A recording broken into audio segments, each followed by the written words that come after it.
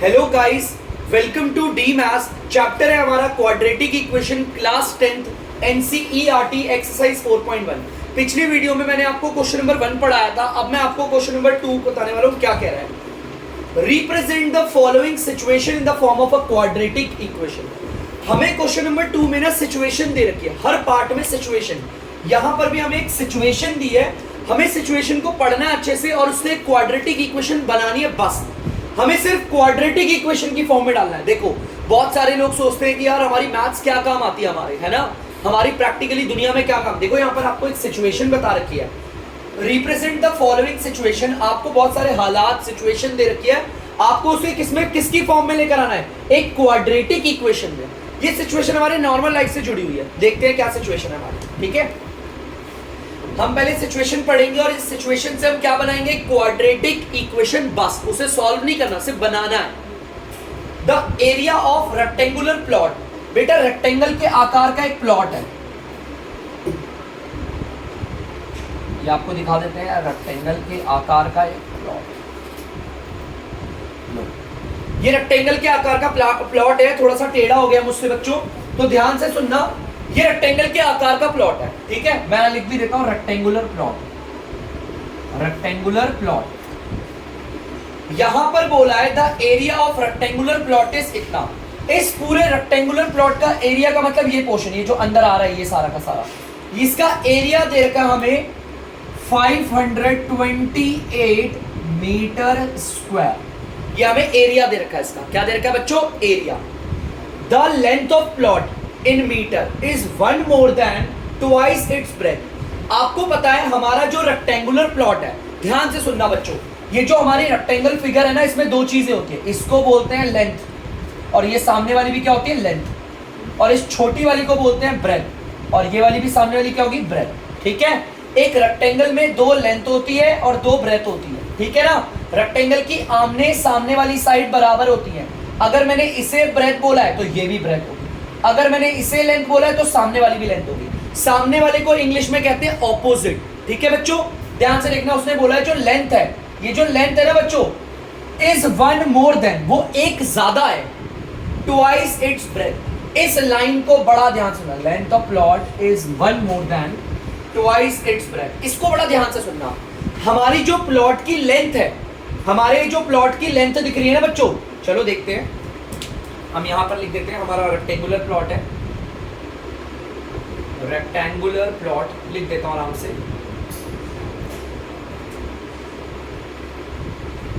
ठीक है बच्चों, रेक्टेंगुलर प्लॉट में सबसे पहले तो मैं लिख देता हूं लेट लेंथ। हमारी लेंथ कितनी बोली हुई है, उसने क्या है, लेंथ ऑफ प्लॉट। आपके प्लॉट की जो लेंथ है वो 1 more than है, मतलब कि एक ज्यादा है। देखो बच्चों, 1 more than कर दिया बच्चों, एक ज्यादा, 1 more than कर दिया, एक ज्यादा कर दिया। अरे क्या, कितना ज्यादा है, twice its breath. Twice its breath का मतलब ब्रेथ के दुगने के, ब्रेथ के दुगने के बराबर है। ध्यान से देखना, ट्वाइस इट्स ब्रेथ। एक काम करते हैं, पूरा ब्रेथ लिखते हैं। ट्वाइस का मतलब होता है दुगना, 2 से मल्टीप्लाई करते हैं। थ्राइस होता तो 3 गुना, 3 से मल्टीप्लाई करते हैं। ठीक है, मतलब 2 बारी के लिए और 3 बारी के लिए ट्वाइस और थ्राइस होता है। अगली बार से अगर 4 होगा ना तो फ्रॉइस नहीं होगा, 4 टाइम्स होगा। 5 के लिए 5 टाइम्स होगा, 6 के लिए 6 टाइम। 2 टाइम्स ना कहके ट्वाइस कहते हैं, 3 टाइम्स ना कहके थ्राइस कहते हैं। तो जैसा उसने बोला, इस लाइन को ध्यान से सुनना। हमारी लेंथ ऑफ प्लॉट, हमारी इस पूरे प्लॉट की जो लेंथ है वो 1 more than है, एक ज्यादा है। किसमें, ट्वाइस इट्स ब्रेथ, उसके ब्रेथ के दुगने में। लेकिन प्रॉब्लम है, हमें तो ब्रेथ ही नहीं पता कितनी है। हम लोग तो जानते ही नहीं ब्रेथ कितनी है। तो एक काम करते हैं, सिंपली ब्रेथ को मान लेते हैं x। क्या मान लेते हैं, हमें तो ब्रेथ पता ही नहीं है, तो मैं यहाँ पे ले लेता हूँ लेट ब्रेथ को हम मान लेते हैं x। मैंने जो ब्रेथ है हमारी, ये जो ब्रेथ है ना, उसको x मान लिया। अगर ब्रेथ हमारी x है तो यहाँ पर वैल्यू बिठाते हैं 1 + 2, और इस पे क्या बिठा देंगे, x। ब्रेथ की जगह पर x आ गया, 1 + 2 की जगह 2, ब्रेथ की जगह x आ गया। लेंथ आ गई 1 + 2x। देख सकते हो लेंथ हमारी बच्चों ये आ गई है 1 + 2x, और ब्रेथ हमने मानी है x। ठीक है, हमारे पास लेंथ भी आ गई, ब्रेथ भी आ गई। एक बार लिख देता हूं मैं, लेंथ कितनी है हमारी, लेंथ है हमारी 1 more than ब्रेथ के दुगने में, और ब्रेथ हमारी कितनी, x। ठीक है बच्चों, हमारी लेंथ भी आ गई, ब्रेथ भी आ गई। अब दिक्कत है सर, हम क्वाड्रेटिक इक्वेशन बनाए कैसे। देखो क्वेश्चन ने कुछ ना कुछ हिंट दिया होगा। अगर उसने बोला है क्वाड्रेटिक इक्वेशन बनाओ तो उसने आपको कुछ ना कुछ हिंट दिया होगा। देखो क्या और क्या दे रखा है यार, ये पूरी लाइन दे रखी है, we need to find the length and breadth. अरे यार हमें लेंथ और ब्रेथ निकालनी है, वो हमें पता है, लेकिन यार कुछ और हिंट दिया है। देखो स्टार्टिंग की लाइन को ये कुछ ना कुछ दे रखा है। मैंने बोला है ना, पूरे क्वेश्चन को खंगालोगे ना अगर, मतलब आप पूरे क्वेश्चन को ध्यान से देखोगे, आपको कोई ना कोई हिंट मिल जाएगा। क्वेश्चन में क्लू होता है हमारा। उसने हमें इस पूरे रेक्टेंगल एक का एरिया दे रखा है। क्या दे रखा है? एरिया। तो चलो मैं लिखता हूं, एरिया ऑफ रेक्टेंगल कितना दे रखा है मेरे को, देख लेते हैं। एरिया ऑफ रेक्टेंगल, हमारा इस रेक्टेंगल का एरिया दे रखा है हमारा 528। मैं यूनिट का इस्तेमाल नहीं कर रहा बच्चों, 528 है हमारा एरिया दे रखा है। अब मुझे लगता है इसी ना इसी से कहीं इक्वेशन बनेगी यार। एरिया ऑफ रेक्टेंगल, जो बच्चों को नहीं पता हो ध्यान से सुनना। एरिया ऑफ रेक्टेंगल तो एक फॉर्मूला है। क्या है बच्चों? एक फॉर्मूला। यार एक फॉर्मूले की वैल्यू देती है। मैथ्स में हमेशा याद रखना, एरिया ऑफ रेक्टेंगल एक फॉर्मूला है। जब भी किसी फॉर्मूले की वैल्यू दे दी जाए, एक न्यूमेरिकल वैल्यू, जब भी किसी फॉर्मूले की एक वैल्यू दे दी जाए तो उसके फॉर्मूले को उसके नीचे लिख देते हैं। एरिया ऑफ रेक्टेंगल का फॉर्मूला होता है length multiply by breath equal 528। देखो वैसा ही करा है जैसा मैंने बोला। जब भी किसी फॉर्मूले की वैल्यू दे रखी है, उसके फॉर्मूले को उसके नीचे पुट करते हैं। एक एग्जांपल दिखाता हूं, जैसे कि पेरीमीटर ऑफ स्क्वायर आपका 15 है। यार पेरीमीटर ऑफ स्क्वायर तो एक फॉर्मूला है ना, फॉर्मूले की वैल्यू दे दी है। क्या दे दी है बच्चों? वैल्यू। जब किसी फॉर्मूले की वैल्यू दे दी जाए तो उसके फॉर्मूले को उसके नीचे लिख देते हैं। 4 इंटू साइड, ये होता है इसका फॉर्मूला, और बाकी सब ऐसे सेम दिखा। सेम मैंने भी यही करा है। एरिया ऑफ रेक्टेंगल एक फॉर्मूला है, उसकी वैल्यू दे रखी है, तो उसके फॉर्मूले को जस्ट उसके नीचे लिख देंगे। यही होता है हमारा फॉर्मूला। आप देख सकते हैं लेंथ इंटू ब्रेथ ही होता है। चलो लेंथ की वैल्यू लिखते हैं। लेंथ की वैल्यू क्या है? 1 + 2x। 1 + 2x, मैंने लेंथ की जगह पर ये लिख दिया। आगे लेंथ, ब्रेथ कितना हमारा? x है, ब्रेथ की जगह x। मल्टीप्लाई बनाने की जरूरत नहीं है, मैंने ब्रैकेट बना दिया। ब्रैकेट का मतलब ही मल्टीप्लाई है, मतलब ये वैल्यू और ये वैल्यू मल्टीप्लाई हो रही है आपस में, ठीक है। इक्वल की जगह इक्वल और 520, इसे सॉल्व करते हैं। ब्रैकेट के बाहर वाला सबसे मल्टीप्लाई होगा। अगर x को 1 से करेंगे सेम आता है, x को 1 से करेंगे सेम आ जाएगा x, ठीक है। अब यहां पर इस प्लस को रखते हैं जरा। x को 2x से करते हैं मल्टीप्लाई। अगर मैं x को 2x से करूंगा तो हो जाएगा आपका 2x², ये आ गया इक्वल 528। ये यहाँ पर प्लस का उधर, उसे इसको इधर बुला लेते हैं, यहाँ पर आके माइनस का हो जाएगा x + 2x²। यहाँ पर प्लस का 528 है, यहाँ पर आके माइनस का हो जाएगा। उधर कुछ नहीं बचा तो 0। तो देखो क्या मैंने क्वाड्रेटिक इक्वेशन फॉर्म करी। सबसे पहले तो देखो ये इक्वेशन है, इक्वल का साइन है, कुछ ना कुछ RHS में है, कुछ ना कुछ LHS में है। और ध्यान से देखो वेरिएबल्स को फोकस करो। वेरिएबल की सबसे बड़ी पावर क्या है? 2। तो मैंने क्वाड्रेटिक इक्वेशन बना दी। क्या बना दी? Quadratic equation. इसे सही तरीके से भी लिख सकते हैं। पहले x² वाले को लिखोगे, फिर x वाले को, फिर इसको। आप ऐसे भी करके लिख सकते हैं। देखो ये क्या है, पहले आपने लिख दिया प्लस का 2x², ठीक है। उसके बाद लिख दिया प्लस का x, फिर माइनस का 528 और इक्वल टू 0। हमें क्वेश्चन ने सॉल्व करने को नहीं बोला, उसने बोला है क्वेश्चन नंबर 2 में सिर्फ आपको क्वाड्रेटिक इक्वेशन बनानी है, और मैंने बना दी। मेरे पास पूरी सिचुएशन दे रखी थी, उस सिचुएशन को मैंने पढ़ा अच्छे से और मैंने बना दी अपनी क्वाड्रेटिक इक्वेशन। मेन ध्यान है ये वाला बेटा।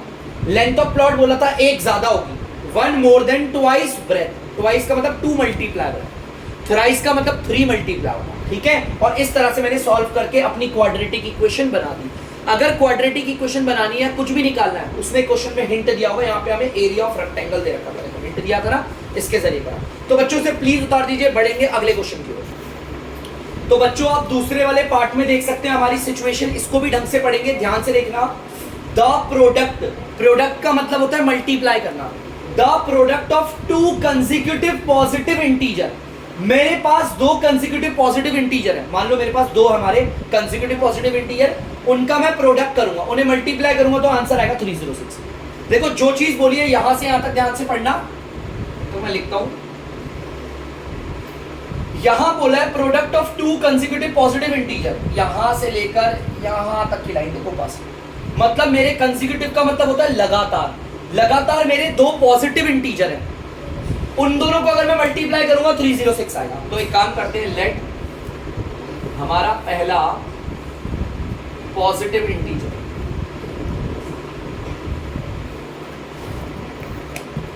मैंने पहला पॉजिटिव इंटीजर क्या मान लिया, x। मुझे नहीं पता यार पहला पॉजिटिव इंटीजर क्या होगा, मैंने x मान लिया। अब दूसरा मुझे लगातार लेना है। देखो 2 के बाद क्या आएगा लगातार, आप बोलोगे सर 3 आएगा, मैं बोलूंगा 18 के बाद क्या आएगा, यहां पर आप बोलोगे 19। समझना मेरी बात को। 20 के बाद क्या आएगा, 21। देखोगे ध्यान से तो हम 1 जोड़ रहे हैं लगातार लाने के लिए। 2 में 1 जोड़ा, इसके लगातार वाला आ गया। इसमें 1 जोड़ा, इसके लगातार वाला आ गया। 18 में 1 जोड़ा, इसके लगातार वाला आ गया। उसी तरह x के बाद कौन सा आएगा, उसमें भी हम क्या जोड़ देंगे, 1। ये लगातार है, क्या है, लगातार। ये हमारा सेकंड पॉजिटिव इंटीजर है। ये हमारा दूसरा पॉजिटिव इंटीजर हो गया x+1। और डाउट है सर x+1 क्यों लिया, x+2 क्यों नहीं लिया। देखो यहां पर देखो 5 के बाद कौन आता है, 5+1 आता है, माने कि 6 आता है ना। अगर उसका अगला वाला जानना है तो उसमें 1 जोड़ते हैं, क्या जोड़ते हैं, 1। इसीलिए, और मैंने लगातार क्यों लिया, बोला था कंसेक्यूटिव होंगे। जो दो मैं पॉजिटिव इंटीजर ले रहा हूं वो कंसेक्यूटिव होने चाहिए, लगातार होनी चाहिए। एक को तो मैंने x मान लिया, दूसरे को मैंने क्या मान लिया, x+1। ठीक है। और इनका अगर मैं प्रोडक्ट करूं, क्वेश्चन ने बोला था अगर आप इन दोनों को मल्टीप्लाई करोगे 306 आएगा। मतलब कि हमारे पहले वाले को और हमारे दूसरे वाले का प्रोडक्ट होगा, क्या होगा, प्रोडक्ट। तो आंसर आएगा 306। देखो यहाँ क्वेश्चन ने बोला ऐसा, मैं नहीं बोल रहा कि पहला वाला नंबर और दूसरे वाले नंबर दोनों को मल्टीप्लाई करोगे, प्रोडक्ट का मतलब मल्टीप्लाई करना, आंसर 306 आएगा। ठीक है। फर्स्ट नंबर आप देख सकते हो क्या है, x। सेकंड नंबर आप देख सकते हो क्या है, x+1। ये दोनों मल्टीप्लाई होंगे, उसके लिए बनाऊंगा मैं ब्रैकेट, ये आ गया 306। सॉल्व करें, क्वाड्रेटिक इक्वेशन बनेगी। x को x से मल्टीप्लाई करोगे x², ये प्लस आ गया। x को 1 से मल्टीप्लाई करोगे सेम x आएगा। यहां पर प्लस का उधर आके किसका आ जाएगा, 306 माइनस का। ये प्लस का 306 है, इधर आके माइनस का हो गया। इधर कुछ नहीं आया तो 0 आ गया। मुझे सिर्फ क्वाड्रेटिक इक्वेशन फॉर्म करनी है। इस पूरी सिचुएशन से, इस पूरे हालातों को पढ़कर सिचुएशन को मैंने क्वाड्रेटिक इक्वेशन फॉर्म कर ली, सॉल्व नहीं करनी, फॉर्म करनी बस करनी। फॉर्म कर ली बच्चों, आप लोग देख सकते हैं। प्लीज ध्यान से देखिएगा, पॉजिटिव इंटीजर लेने थे 2 और वो भी लगातार। तो पहले को तो x माना, दूसरा लगातार हो इसलिए x+1 मान लिया। x के आगे 1 और 1 ही क्यों लगाया, फिर दोबारा बता रहा हूं। 18 के बाद लगातार क्या आएगा, 18 में 1 जोड़ो, पता चल जाएगा 19 आएगा। ठीक है। प्लीज बच्चों से उतार लीजिए, अगले पार्ट के ऊपर। तो बच्चों यहाँ पर तीसरा वाला पार्ट देख सकते हो, यहाँ पर सिचुएशन दे रखी है। पढ़ते हैं सिचुएशन को क्या कह रहा है। रोहन्स मदर, रोहन की जो माता जी है वो 26 साल ओल्डर मतलब बड़ी है उससे। हिम लड़कों के लिए लगता है, आपको पता होगा। तो यहाँ पर हमारे पास 2 लोग हैं, एक तो रोहन की माता जी है और एक रोहन। चलिए बात करते हैं अभी की, ध्यान से देखिएगा। एक तो यहाँ पर मैं बता देता हूँ, एक तरफ वाला केस ले लेता हूँ। यहाँ पर रोहन की ये रोहन है, ये रोहन है बच्चों, और एक तरफ है रोहन की माता जी।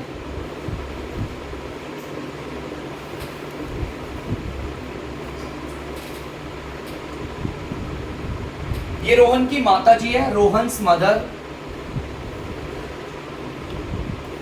नॉर्मल एक छोटा सा सवाल है यार, रोहन बड़ा होगा या रोहन की माता जी बड़ी होगी? ऑफ कोर्स रोहन की माता जी बड़ी होगी, रोहन छोटा होगा। यहां पर बोला हुआ है रोहन की माता जी 26 साल बड़ी है रोहन से, लेकिन हमें तो पता ही नहीं रोहन कितने साल का है ना, हमें तो पता ही नहीं। तो चलो एक काम करते हैं, लेट रोहन की प्रेजेंट एज, मतलब रोहन अभी कितने साल का है, present age B is equal x मान। हमने मान लिया रोहन x साल का है, रोहन अभी है आपका x साल का। अगर रोहन अभी x का है तो रोहन की माता जी कितनी है, उसमें 26 साल बड़ी है उनसे। कितनी साल बड़ी है, 26 साल। तो जाहिर सी बात है Rohan's mother present age B is equal, Rohan की एज में 26 बड़ी है तो 26 जोड़ देंगे उसकी एज में, है ना। रोहन की माता जी कितनी हो गई, x + 26। बस इस वाले केस को यहां तक समझ लेना। एक तरफ रोहन है और एक तरफ रोहन की माता जी है। बोला हुआ है कि रोहन की एज को तो मैंने अभी x मान लिया, रोहन की प्रेजेंट मतलब अभी रोहन x का है, तो रोहन की माता जी कितनी होगी, उनसे 26 साल बड़ी है, x प्लस 26 होगी। चलिए ठीक है, यहां तक क्वेश्चन क्लियर है। The product of their edges, हम इनकी दोनों की उम्र का प्रोडक्ट करेंगे, प्रोडक्ट मतलब इन दोनों की उम्र को करेंगे मल्टीप्लाई 3 इयर्स फ्रॉम नाउ। अभी की उम्र नहीं लेनी, ये तो प्रेजेंट वाला केस है बच्चों, ये हमारा प्रेजेंट वाला केस है। प्रेजेंट का मतलब है अभी की बात कर रहे हैं, जस्ट अभी की जो चल रहा है उसकी बात हो रही है। लेकिन उसने बोला है, देखो ध्यान से सुनना, वो कह रहा है हम उनकी एजेस का प्रोडक्ट करेंगे लेकिन अभी वाली नहीं, 3 साल बाद की, 3 इयर्स फ्रॉम नाउ, आज से 3 साल बाद। तो चलिए आज से 3 साल बाद भी चलते हैं, एक बार देखते हैं क्या होता है। यहां लिख देते हैं 3 इयर्स फ्रॉम नाउ, मतलब कि आज से 3 साल बाद। तो भाई जाहिर सी बात है आज से 3 साल बाद देखेंगे। एक तरफ रोहन बना देता हूं,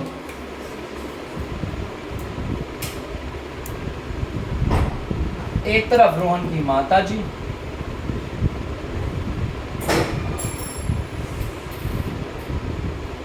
एक तरफ रोहन है और एक तरफ है बच्चों रोहन की माता जी। ठीक है, एक तरफ रोहन है और एक तरफ रोहन की माता जी। अब बोला है 3 साल बाद, यार 3 साल बाद बड़ा नेचुरल सा सवाल है। मैं अभी ध्यान से देखना, अभी चल रहा है आपका 2022, मान लो 2022 में मेरी जो एज है वो है आपका 25, मैं 25 साल का हूं इस वक्त। 3 साल बाद मतलब कि 2025 में 3 साल बाद मैं कितने साल का हूं? आप बोलोगे सर अपनी एज में 3 जोड़ दो, है ना, सिंपल है। तो यार 3 साल बाद रोहन कितने साल का होगा? सिंपल है, रोहन फ्यूचर एज बच्चों, ये भविष्य की एज है उसकी। अभी रोहन x का है, प्रेजेंट मतलब अभी, अभी रोहन की उम्र x है, 3 साल बाद उसकी उम्र में 3 जोड़ दो, आगे रोहन की 3 साल बाद की उम्र। रोहन की माता जी की बात करते हैं, रोहन्स मदर फ्यूचर एज, भविष्य की उम्र है 3 साल बाद की। रोहन की जो माता जी है ना बच्चों, वो अभी x प्लस 26 की है, अभी तो x प्लस 26 की है। 3 साल बाद क्या करेंगे? 3 जोड़ देंगे उसकी उम्र में भी, इसमें भी देखो 3 जोड़ दिया। ठीक है, रोहन की माता जी अभी इतने साल की है, 3 साल बाद इसमें 3 जोड़ दिया। लेट सपोज जैसे मैं बोलूं कि 1 साल बाद, कितने साल बाद बच्चों? 1 साल बाद मेरी उम्र कितनी होगी? आप बोलोगे सर अभी की उम्र 1 जोड़ दो, पता चल जाए, है ना। उसी तरह रोहन अभी x का है, तो 3 साल बाद कितना होगा? उसकी उम्र 3 जोड़ दिया। रोहन की माता जी x प्लस 26 है, 3 साल बाद कितनी होगी? x प्लस 26 प्लस 3, इसे सॉल्व करोगे तो आएगा x प्लस 26 में 3 जोड़ोगे 29 आ गया। ठीक है, अब क्वेश्चन पता है क्या कह रहा था? क्वेश्चन यहां पर देखो, देखो फिर से लिखते क्या कहते हैं, the product of their edges, इनकी उम्र को आपस में मल्टीप्लाई करो। लेकिन कौन सी उम्र? मेरे पास तो 2 केस हैं, एक तो प्रेजेंट का है माने अभी की उम्र, और एक है 3 साल बाद की उम्र। उसने बोला है जो 3 साल बाद की उम्र होगा ना उसका प्रोडक्ट करो, मतलब कि रोहन की और रोहन की माता जी की उम्र जो आप मल्टीप्लाई करोगे वो 3 साल बाद वाली होनी चाहिए, मतलब ये उम्रों की बात कर रहा हूं मैं, ये तो अभी की उम्र है ना। तो उसने बोला है जो 3 साल बाद की उन दोनों की उम्र है, उनकी जो एज है, अगर आप उसका प्रोडक्ट करोगे, उसे मल्टीप्लाई करोगे तो 360 आएगा। तो देखते हैं, यहां बोला है रोहन्स फ्यूचर एज, बात उनकी फ्यूचर एज की हो रही है, रोहन की भी फ्यूचर एज, 3 साल बाद की उम्र तो फ्यूचर एज हो गई ना। प्रोडक्ट मतलब मल्टीप्लाई करेंगे रोहन की, रोहन्स मॉम फ्यूचर एज। अगर मैं इनका प्रोडक्ट करूंगा, अगर मैं 3 साल बाद इन दोनों की उम्र का प्रोडक्ट कर दूंगा तो आंसर आएगा 360। रोहन की फ्यूचर एज है, भविष्य की उम्र, रोहन की भविष्य की उम्र x प्लस 3। रोहन की माताजी की भविष्य की उम्र कितनी है बच्चों? x plus 29। मल्टीप्लाई की जगह पर मैंने ये बना दिया है ब्रैकेट्स 360। मल्टीप्लाई करते हैं, आंसर निकालते हैं। x को पहले इन दोनों से करेंगे, ध्यान से देखना बच्चों, पहले x को इन दोनों से करेंगे, पहले x को इस x से, इस पूरे से करेंगे,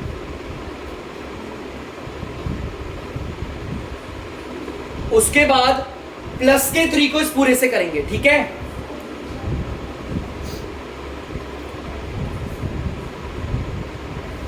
x को इस पूरे से करा आप देख सकते हैं, प्लस के 3 को इस पूरे से करा आप देख सकते हैं, x स्क्वायर, x को 29 से करेंगे 29x, इसको इससे करेंगे प्लस का 3x, इसको इससे करेंगे 3 9 27, 3 2 6 7 8 और ये आ गया 360। ठीक है, इसे एक बार सॉल्व करते हैं, आगे बढ़ के इसे सॉल्व करेंगे। तो बच्चों देखते हैं इसे आगे, x स्क्वायर ये रहा, अगर आप लाइक टर्म देखोगे तो ये लाइक वाले हैं, देखो सेम सेम वाले हैं। मैं इसको अगर सॉल्व करूंगा तो ये आपका आ जाएगा 29x और x। ठीक है, अब ये देखो प्लस का 87 आ गया,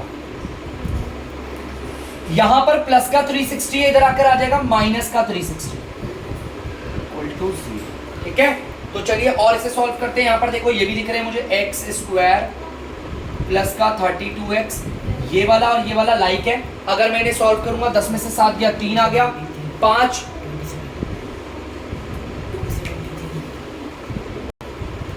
तो बच्चों ध्यान से देखना, 8 7 हो जाएगा 15 और ये आ गया इक्वल टू 0। तो बच्चों ध्यान से देखो, मैंने इस पूरी सिचुएशन के आधार पर यहां पर पूरी की पूरी क्वाड्रेटिक इक्वेशन बना ली। ये क्वाड्रेटिक है, मुझे इसे सॉल्व नहीं करना, सिर्फ फॉर्म कर रहा था। क्वाड्रेटिक इक्वेशन को फॉर्म करना था, सिर्फ बनाना था। तो हमारा क्वेश्चन यहां पर पूरा हो चुका है, खत्म। तो बच्चों प्लीज आप लोग इसे देख सकते हैं, यहां पर मेरे 2 केस थे, एक प्रेजेंट मतलब अभी का, एक 3 साल बाद का। लेकिन कौन सी एज का प्रोडक्ट करना था? 3 साल बाद का। अगर आप यहां पे पढ़ोगे product of their edges 3 years from now will be 360, तो साफ पता चल रहा है उनकी एजों का प्रोडक्ट करो, लेकिन वो जो 3 साल बाद है, 3 साल बाद की उम्र ये। तो प्लीज बच्चों से उतार लीजिए, बढ़ते हैं अगले क्वेश्चन की। तो बच्चों आप लोग देख सकते हैं यहाँ पे 4th वाला पार्ट है। पहले 4th वाले पार्ट को पढ़ेंगे, देखेंगे सिचुएशन क्या क्या रही है। ठीक है, चलिए देखते हैं। A train travels a distance of 480 kilometre at a uniform speed। बेटा एक ट्रेन है जो कि 480 किलोमीटर की दूरी तय कर रही है यूनिफॉर्म स्पीड में।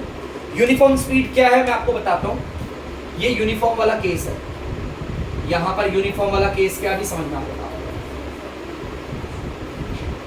बच्चों बोला हुआ एक ट्रेन है, लेट सपोज एक ट्रेन बना दी मैंने यहां पर। एक ट्रेन है जो कि यहां से यहां तक जा रही है। ये ट्रेन यहां से यहां तक जा रही है। ये जो दूरी है वो 480 किलोमीटर की है। यहां से लेकर यहां तक जाने में ट्रेन को लग रहा है 480 किलोमीटर। आप इसको चाहो तो ए पॉइंट, आप चाहो तो इसे बी पॉइंट मान सकते हो। प्लेस ए से प्लेस बी, वहां पर प्लेस ए बी नहीं बोला, मैंने ले लिया।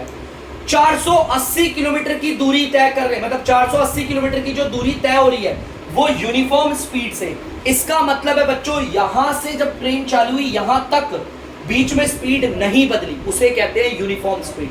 मतलब अगर मैं बोलूं 80 किलोमीटर प्रति घंटा से चल रही थी, तो चारों तरफ यहां पर बोलोगे 80 किलोमीटर प्रति घंटा। अगर आप बोलोगे सर यहां पर ट्रेन की स्पीड क्या होगी, सेम 80 किलोमीटर प्रति घंटा, यहां बोलोगे हर जगह पर एक ही स्पीड होगी। जब पूरी यात्रा के दौरान स्पीड ना बदले उसे कहते हैं आपका यूनिफॉर्म स्पीड। ठीक है, तो लेकिन हमें तो स्पीड पता ही नहीं है कितनी है और निकालना भी वही है। तो चलो कोई बात नहीं, हम ये वाला केस ले लेते हैं। लेट यहां पर स्पीड हमने मान ली x किलोमीटर पर आवर, हमने स्पीड मान ली x किलोमीटर पर आवर, हमने हमारी ये स्पीड हो गई। ठीक है, अब देखते हैं हमारा डिस्टेंस कितना है। यहां पर जब ये स्पीड डिस्टेंस वाले केसेस होते हैं ना, तो हमेशा तीनों चीज आनी चाहिए आपके, स्पीड भी, डिस्टेंस भी, टाइम भी। स्पीड तो मैंने x मान ली। इस पूरी यात्रा में a से लेकर b तक जब ट्रेन यूनिफॉर्म स्पीड से जा रही थी बिना स्पीड को बदले, तो डिस्टेंस कितना था? 480 किलोमीटर। या टाइम कितना लग रहा है, टाइम भी निकाल लेंगे। टाइम निकालने का फॉर्मूला होता है, ऊपर रखते हैं डिस्टेंस, देखो डिस्टेंस रख दिया बच्चों, ऊपर रखते हैं डिस्टेंस और नीचे रखते हैं स्पीड। स्पीड ये रही x किलोमीटर पर आवर। ये जो पर आवर है वो ऊपर जाकर मल्टीप्लाई हो जाता है। देखिएगा बच्चों, x किलोमीटर, ये पर आवर था, वो ऊपर आके मल्टीप्लाई हो गया। अब यहां पर जो कट रहा है उन्हें काट देते हैं, किलोमीटर से किलोमीटर कट गया, तो आगे आपका 480 अपॉन में x r।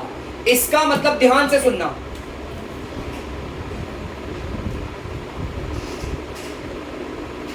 अगर हमारी ट्रेन ए से लेकर बी तक जो कि 480 किलोमीटर की दूरी है, अगर हमारी ट्रेन x किलोमीटर प्रति घंटा से चलती है और यूनिफॉर्म स्पीड से रास्ते में कहीं पर भी अपनी स्पीड को चेंज नहीं करती है, तो उसे समय लगेगा 480 अपॉन में XR, इतना टाइम लगेगा। ठीक है, चलिए मैंने ये पूरा केस कर दिया। अब जरा आगे बढ़ते हैं, क्वेश्चन में क्या कह रहा है। If the speed had been 8 kilometre per hour less, लेकिन ऐसा नहीं हुआ गाइस। हमारी जो घटना घटी है उसमें हमारी ट्रेन की जो स्पीड है वो 8 कम हो गई है। 8 किलोमीटर प्रति घंटा स्पीड क्या हो गई, कम हो गई, लेस बोला है ना, तो ये यूनिफॉर्म वाला केस नहीं होगा। ठीक है, ये मैं बोल देता हूं, हमारा ये आपकी लेस स्पीड वाला केस है, मतलब जिसमें कम स्पीड है। तो देखते हैं भाई, हमारी स्पीड कम हो गई है। दोबारा से पॉइंट ए लेंगे और यहां पर पॉइंट बी ले लेते हैं। ए से लेकर बी तक के बीच की दूरी कितनी है, 480 किलोमीटर ये दूरी।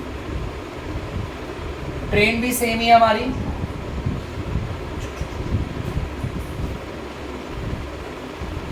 ट्रेन भी हमारी सेम है, बस फर्क इतना है अब हमने क्या करा, उसने कहा जो ट्रेन की स्पीड है वो 8 किलोमीटर पर आवर कम हो गई है। पहले x से जा रही थी, पहले स्पीड देखो कितनी थी, x किलोमीटर पर आवर, है ना, इस स्पीड से जा रही थी, है ना। लेकिन अब बोला है स्पीड 8 कम हो गई है, तो स्पीड अब कितनी हो जाएगी, तो इस वाले केस में स्पीड पहले x थी, अब x में 8 कम हो गई है, x minus 8 kilometre per our. ध्यान से देखिए, यहां पर स्पीड x थी, लेकिन क्वेश्चन ने बोला हमारी ट्रेन अभी भी वही 480 किलोमीटर की दूरी तय कर रही है, लेकिन उसकी स्पीड कितनी कम हो गई है, 8 कम हो गई है। तो x माइनस 8, पहले x थी अब माइनस 8 हो गई, x माइनस 8 हो गई। डिस्टेंस कितना है ये भी आपको पता है, डिस्टेंस सेम है, डिस्टेंस थोड़ी बदला, अभी भी 480 किलोमीटर ही दूरी तय कर रही है। आप दूरी देख सकते हो, यहां से लेकर यहां तक की 480 किलोमीटर है। टाइम कितना लग रहा होगा अब इससे, या टाइम का फॉर्मूला मैंने आपको बताया था, डिस्टेंस को ऊपर रखते हैं, डिस्टेंस को बच्चों ऊपर रखते हैं और हमारा स्पीड को रखते हैं नीचे।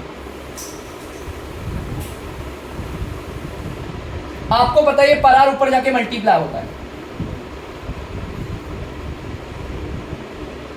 x माइनस का 8 किलोमीटर, ये पर आवर ऊपर जाके मल्टीप्लाई होगा। ठीक है, चलो देखते हैं, इसे सॉल्व करते हैं। किलोमीटर से किलोमीटर चलते हैं, तो हमें पता है इस बार टाइम कितना लगा है, 480 x माइनस 8r, इतना टाइम लगा। भाई दो केसेस है हमारे पास, एक तो यूनिफॉर्म वाला केस है, ध्यान से देख सकते हो, यूनिफॉर्म मतलब हमारी ट्रेन की speed x kilometre per our थी, नहीं बदली, लेकिन एक्चुअली उस पर टाइम कितना लग रहा था, इतना।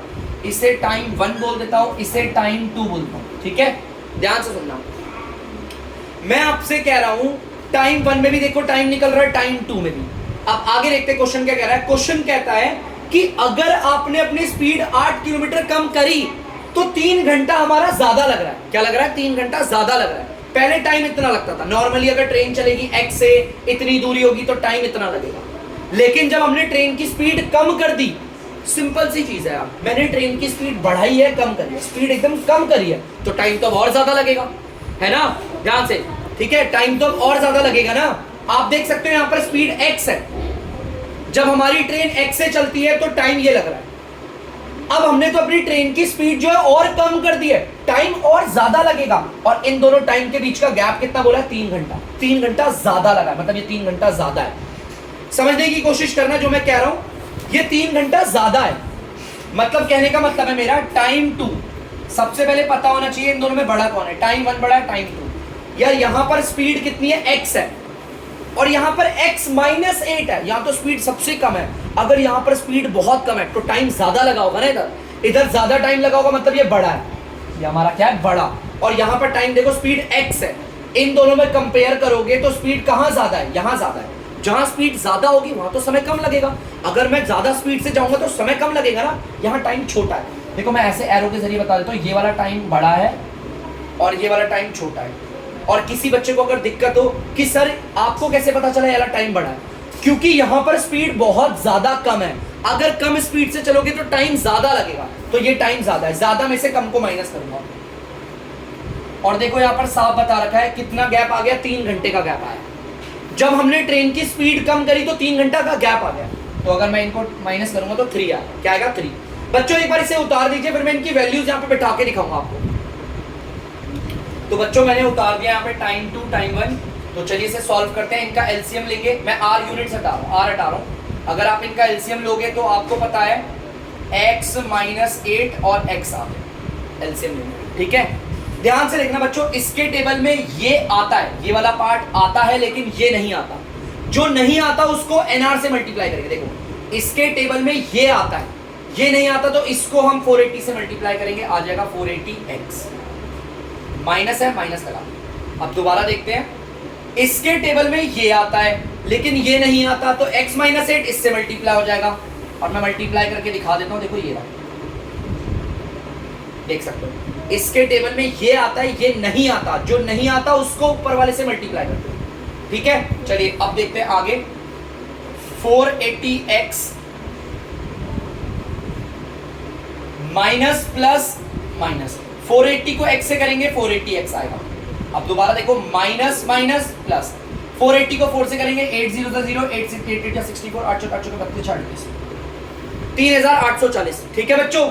यहां पर आ गया 3। नीचे मल्टीप्लाई कर लेते हैं, x को x से करेंगे x स्क्वायर, x को 8 से करेंगे 8x आ गया, मल्टीप्लाई कर, ठीक है।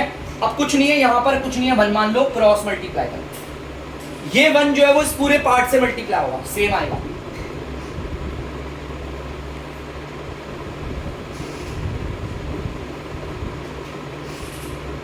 और इस वाले पार्ट को 3 से मल्टीप्लाई करेंगे, देखो यहां मल्टीप्लाई करके दिखा देते हैं।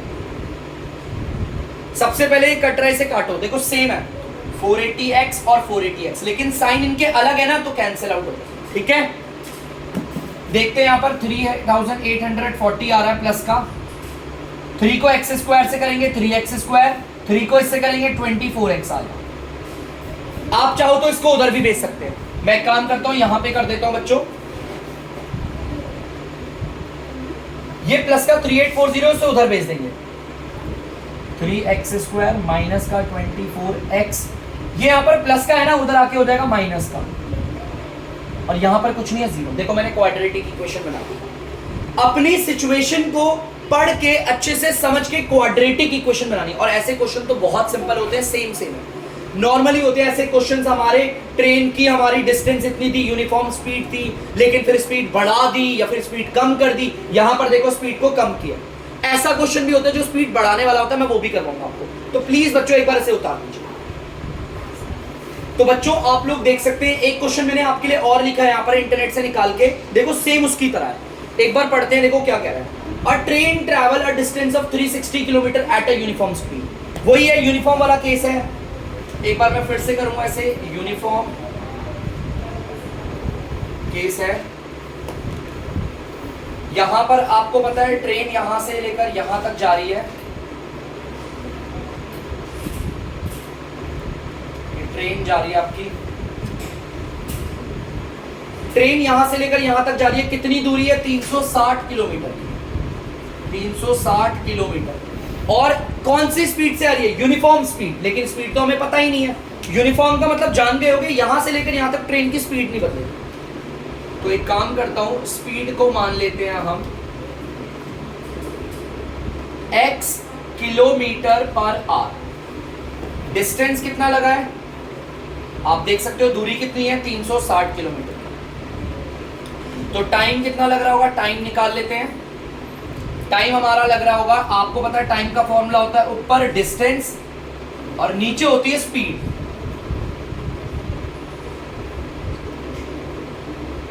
ये जो आपका नीचे पर आ रहा है, ये ऊपर जाके मल्टीप्लाई हो जाएगा। अब इसे काट लेते हैं एक बार बच्चों, किलोमीटर से किलोमीटर कट गया, हमें पता चल गया कितना टाइम लग रहा है, 360 अपॉन में x r, ठीक है, ये टाइम लग रहा है। ये तो यूनिफॉर्म वाला केस है, लेकिन क्वेश्चन में हुआ क्या देखिए आगे।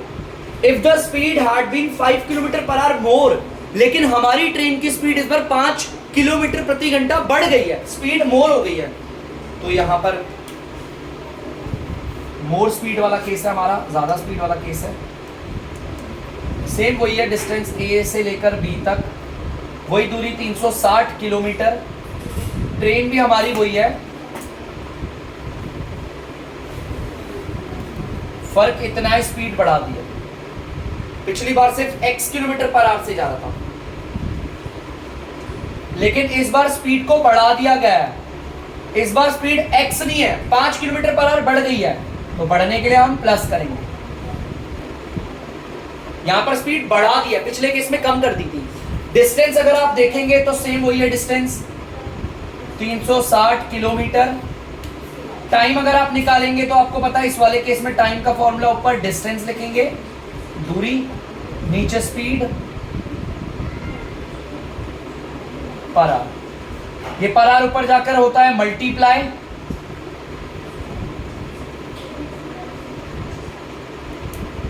ऊपर जाके हो गया मल्टीप्लाई, किलोमीटर से किलोमीटर कट गया।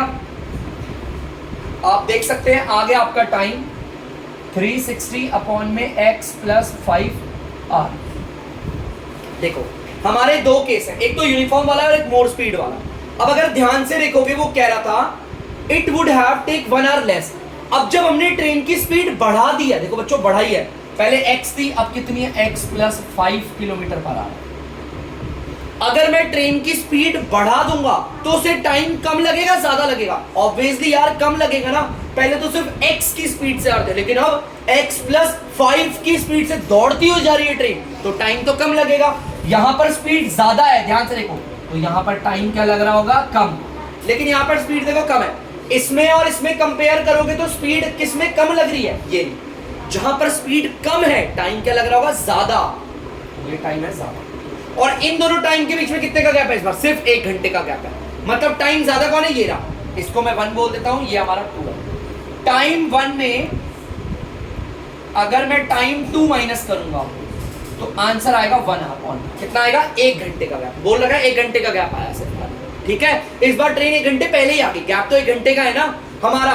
टाइम 1 ये ज्यादा क्यों बोला, टाइम 2 कम क्यों बोला? पता है इनकी स्पीड पे, इसकी स्पीड ज्यादा है, बहुत ज्यादा है, तो टाइम कम ले रही होगी।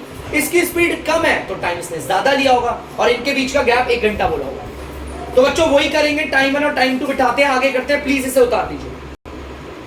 तो बच्चों आप जब देख सकते हैं टाइम 1 टाइम 2 को अगर माइनस करेंगे 1 घंटे का गैप आएगा।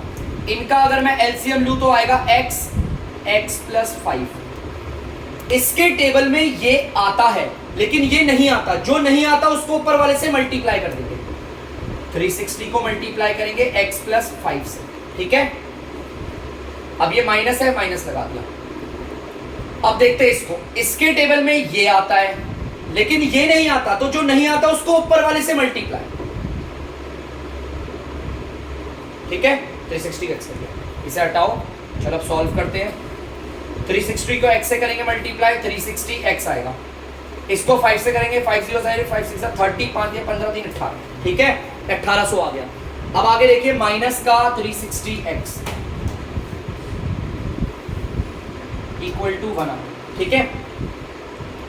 यहां पर इसे हम सेम कर लेते हैं, देखो x को x से करेंगे x स्क्वायर प्लस का 5x, ठीक है, ठीक है, कोई दिक्कत तो नहीं। चलिए अब आगे देखते हैं। यहां पर आपको पता है डिवाइड हो रहा है, उधर जाके मल्टीप्लाई होगा। आप चाहो तो इधर 1 मान लो, इधर कुछ नहीं 1 मान लो, क्रॉस मल्टीप्लाई भी कर सकते हो। 1 को अगर इस पूरे पार्ट से देखो, अगर ये कट रहा है तो इसे काट देना, देखो कट रहा है, काट ही देते हैं यार। 360x देखो प्लस का है, 360x माइनस का है, कट गया, ठीक है। साइन अलग अलग है लेकिन, है ना। यहां पर सिर्फ 1800 है, देखो ये क्रॉस मल्टीप्लाई हो रहा है। 1 को अगर 1800 से करेंगे सेम आएगा 1800 इज इक्वल, इस पूरे पार्ट को 1 से करेंगे ये भी सेम आएगा x स्क्वायर प्लस 5x, है ना। इस वाले पार्ट को उधर लेके चले जाते हैं, ये माइनस का 1800 आ गया, और यहां कुछ नहीं है तो 0। आप देख सकते हो, मैंने यहां पर आप ध्यान से देखेंगे तो मैंने इस पूरी सिचुएशन को पढ़ के क्वाड्रेटिक इक्वेशन फॉर्म कर दी। ये आपकी एनसीईआरटी में नहीं है बच्चों, मैंने खुद दिया है स्पेशली, मैंने नहीं इंटरनेट से निकाल के आपको दिया है, तो इसको ध्यान रखना प्लीज, आप लोग इसे उतार देना। तो आई होप आपको जो मैं पढ़ा रहा हूं आपको समझ में आ रहा होगा। तो तब तक के लिए अगर आपको डीमैथ्स की वीडियोस पसंद है तो प्लीज वीडियो को लाइक करें, शेयर करें और चैनल को सब्सक्राइब करें। बाय।